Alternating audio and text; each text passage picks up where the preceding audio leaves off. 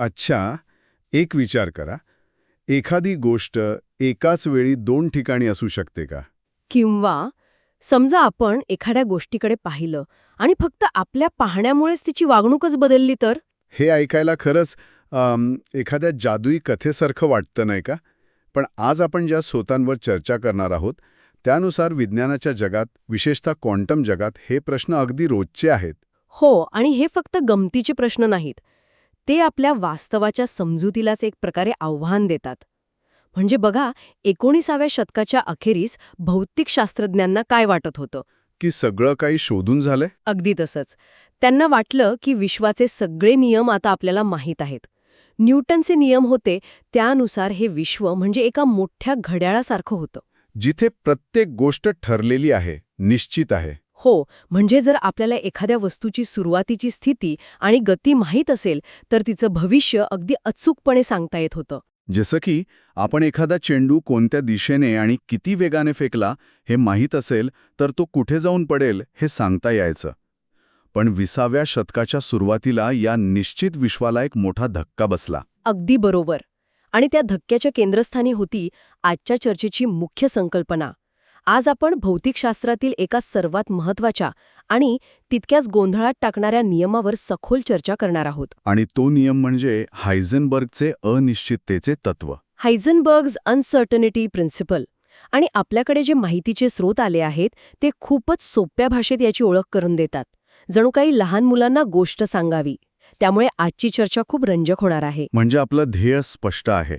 या सोप्या उदाहरणांच्या मदतीने हे गुंतागुंतीचं तत्व समजून घ्यायचं आणि हेही पाहायचं की या एका तत्वाने आपला विश्वाकडे पाहण्याचा दृष्टिकोन कायमचा कसा बदलला. चला तर मग सुरुवात करूया. सुरुवात त्या माणसापासून ज्याने हे सगळं मांडलं, वर्नर हायझेनबर्ग.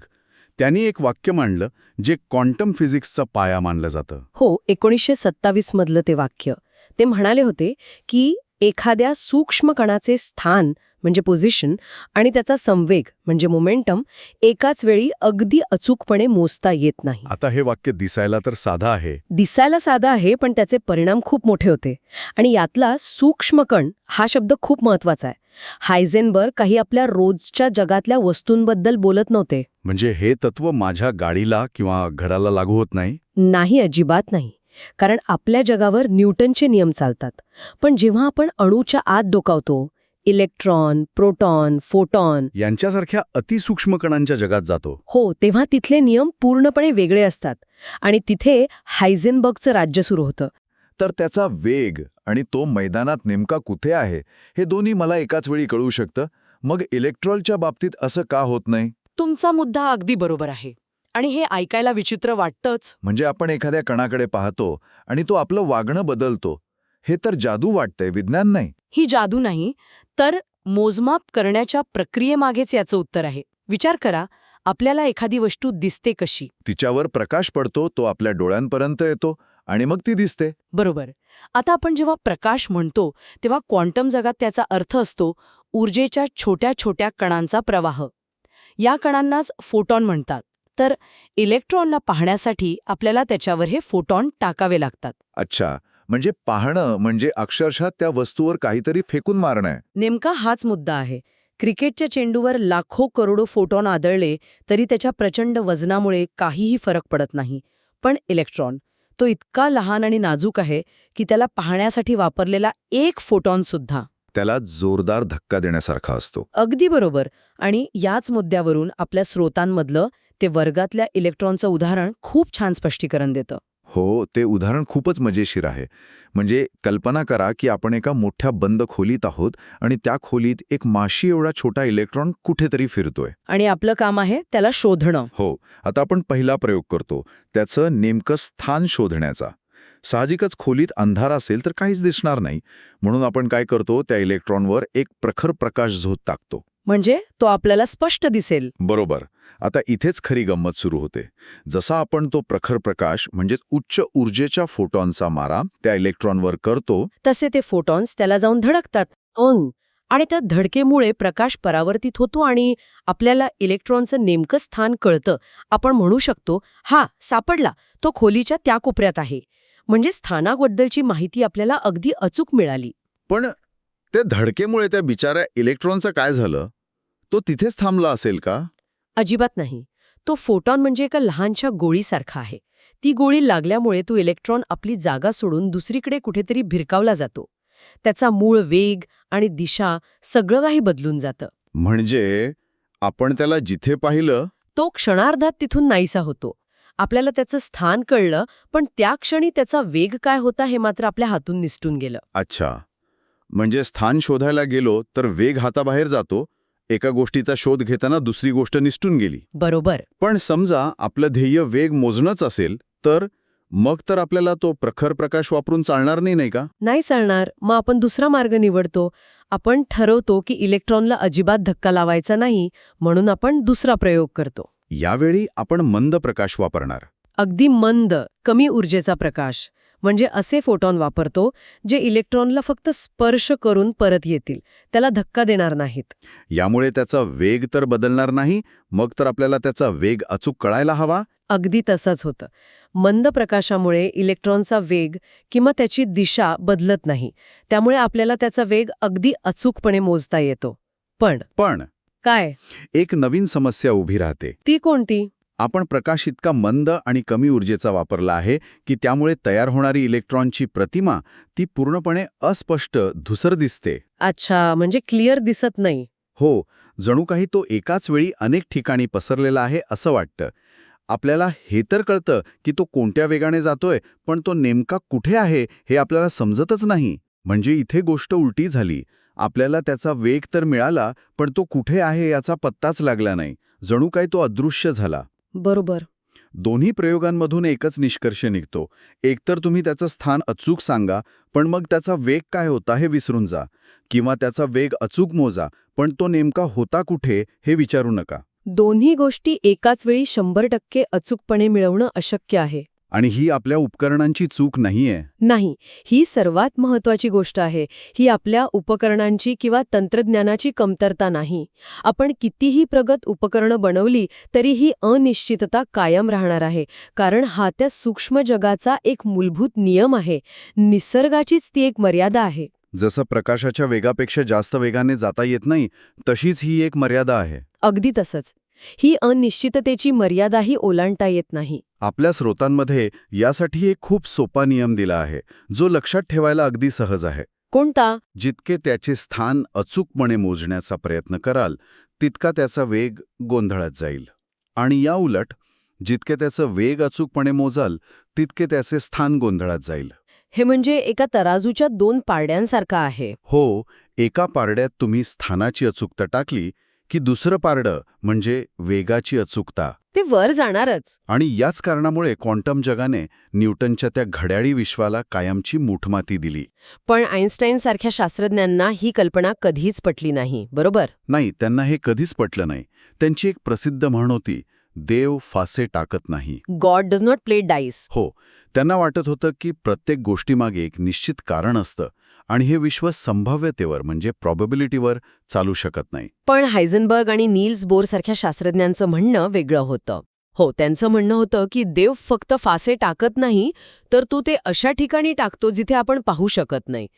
क्वांटम पातळीवर निसर्गाचा मूळ स्वभावच अनिश्चित आणि संभाव्यतेवर आधारित आहे. आणि याचा परिणाम अणूच्या रचनेवर झाला असं आपण म्हणू शकतो का? हो, थेट परिणाम झाला.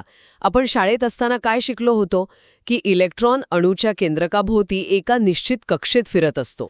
जसं ग्रह सूर्याभोवती फिरतात, ते सूर्यमालेसारखंच मॉडेल. ते खरं नाहीये का? अजिबात नाही. ते मॉडेल समजायला सोपं असलं तरी ते पूर्णपणे चुकीचं आहे. कारण जर इलेक्ट्रॉन एका निश्चित कक्षेत फिरत असता तर कोणत्याही क्षणी आपल्याला त्याचं निश्चित स्थान आणि निश्चित वेग दोन्ही माहीत असायला हवं होतं. बरोबर. पण हायझनबर्गचं तत्व सांगतं की हे अशक्य आहे. मग प्रश्न उरतो की इलेक्ट्रॉन असतो कुठे? हाच प्रश्न मलाही पडलाय.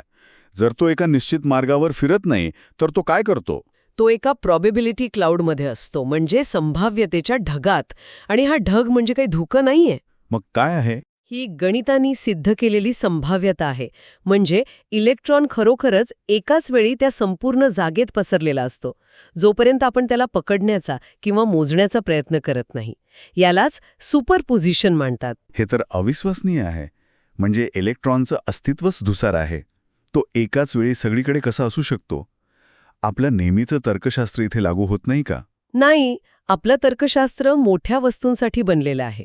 क्वांटम जगात वस्तू एका निश्चित अवस्थेत नसतात, तर त्या सर्व संभाव्य अवस्थांच्या मिश्रणात असतात. आणि जेव्हा आपण मोजमाप करतो तेव्हाच तो कण त्यापैकी एक निश्चित अवस्था निवडतो. याला वेव्ह फंक्शन कोलॅप्स असं म्हणतात. तोपर्यंत तो फक्त एक संभाव्यता असतो आणि यामुळेच अणू स्थिर राहतात. आणि त्याचा आणि अणूच्या स्थिरतेचा काय संबंध? जुन्या मॉडेलनुसार फिरणारा इलेक्ट्रॉन आपली ऊर्जा सतत बाहेर टाकत राहील आणि आणि काही क्षणातच तो सर्पिलाकार कक्षेत फिरत केंद्रकावर जाऊन आदळेल. तसं झालं असतं तर कोणताही अणू स्थिर राहिला नसता आणि हे विश्वच अस्तित्वात आलं नसतं. पण अनिश्चिततेच्या तत्वामुळे इलेक्ट्रॉन केंद्रकाच्या अगदीच जवळ जाऊ शकत नाही. का नाही जाऊ शकत? कारण जर त्याचं स्थान अगदीच मर्यादित झालं, म्हणजे केंद्रकाच्या जवळ, तर त्याची अनिश्चितता कमी होईल, ज्यामुळे त्याचा वेग प्रचंड वाढेल आणि तो तिथून बाहेर फेकला जाईल. अच्छा, म्हणजे ही अनिश्चितताच अणूंना आणि पर्यायाने आपल्याला स्थिर ठेवते. हो, निसर्गातली ही कमतरता किंवा गोंधळ प्रत्यक्षात एक आवश्यक नियम आहे, जो विश्वाला टिकवून ठेवतो. या सगळ्या चर्चेचा सार एका वाक्यात मांडायचा झाला तर आपल्या स्रोतांमधलं ते वाक्य अगदी परफेक्ट आहे. इलेक्ट्रॉनला एकदम पकडायचा प्रयत्न केला तर तो आपल्याला फसवतो. तो आपल्याला त्याचं एकच रूप कधीच दाखवत नाही. स्थान दाखवतो तर वेग लपवतो. आणि वेग दाखवतो तर स्वतःला लपून ठेवतो. हो, पण ती फसवणूक नाही, तो त्याचा मूळ स्वभाव आहे. अनिश्चितता हा क्वांटम जगाचा अविभाज्य भाग आहे. आणि ही फक्त एक थिअरी नाहीये. यावर आधारित तंत्रज्ञान आपण रोजच्या जीवनात वापरतो. खरंच. याचे काही व्यावहारिक उपयोग आहेत. हो, खूप आहेत. उदाहरणार्थ, क्वांटम टनेलिंग नावाची एक संकल्पना आहे. क्लासिकल भौतिकशास्त्रानुसार एखाद्या कणाकडे जर भिंत ओलांडण्या इतकी ऊर्जा नसेल तर तो ती कधीच ओलांडू शकत नाही. बरोबर. ऊर्जा नसेल तर कसं ओलांडणार? पण अनिश्चिततेच्या तत्वानुसार कणाच्या स्थानामध्ये नेहमीच थोडी अनिश्चितता असते. त्यामुळे अशी एक सूक्ष्म शक्यता निर्माण होते की तो कण भिंतीच्या पलीकडे प्रकट होऊ शकतो. म्हणजे भिंतीतून आरपार जातो? हो, एक प्रकारे. यालाच टनेलिंग म्हणतात. आणि याचा उपयोग कुठे होतो माहितीये? कुठे? आपल्या सूर्याला ऊर्जा याच तत्वामुळे मिळते. सूर्याच्या केंद्रस्थानी हायड्रोजन अणूंना एकत्र येऊन हिलियम तयार करण्यासाठी प्रचंड ऊर्जा लागते, जी तिथे उपलब्ध नसते. पण टनेलिंगमुळे ते एकमेकांच्या जवळ येतात आणि फ्युजन प्रक्रिया शक्य होते. कमाल आहे. इतकंच नाही, आपल्या कॉम्प्युटरमधील सेमीकंडक्टर चिप्स आणि MRI स्कॅनमध्येही या तत्वाचा अप्रत्यक्षपणे वापर होतो. अविश्वसनीय आहेच. आजच्या चर्चेतून आपण हायझेनबर्गच्या अनिश्चिततेच्या तत्वासारखी एक गुंतागुंतीची संकल्पना एका सोप्या गोष्टीच्या आणि वर्गातल्या प्रयोगाच्या माध्यमातून समजून घेतली. पण त्याही पलीकडे जाऊन या तत्वामुळे आपलं वास्तवाकडे पाहण्याचा दृष्टिकोन कसा बदलला हेही पाहिलं. आपण ज्याला निश्चित किंवा वास्तव समजतो ते क्वांटम पातळीवर पूर्णपणे बदलून जातं. हो. आणि ही चर्चा संपवताना श्रोत्यांना विचार करण्यासाठी एक प्रश्न सोडून जाते, जो आजही भौतिकशास्त्रज्ञ आणि तत्ववेत्यांना सतावतो. कोणता प्रश्न? आपण पाहिलं की एखाद्या कणाचं निरीक्षण करण्याच्या क्रियेमुळेच त्याचे वर्तन बदलते. म्हणजे तो कण म्हणून वागायचा की लहरीसारखा पसरायचा हे आपलं मोजमाप ठरवतं. हो. तर मग खरा प्रश्न हा आहे की जेव्हा आपण त्याच्याकडे पाहत नाही तेव्हा त्याचं वास्तविक स्वरूप काय असेल? वस्तूंचे गुणधर्म जसे की स्थान किंवा वेग हे आपण ते मोजतो म्हणून अस्तित्वात येतात की ते आपल्या मोजण्याआधीच स्वतंत्रपणे अस्तित्वात असतात? म्हणजे हे विश्व आपल्या पाहण्यामुळे असं वागतं की ते मुळातच तसं आहे? हो, या प्रश्नाचं उत्तर अजूनही अज्ञात आहे.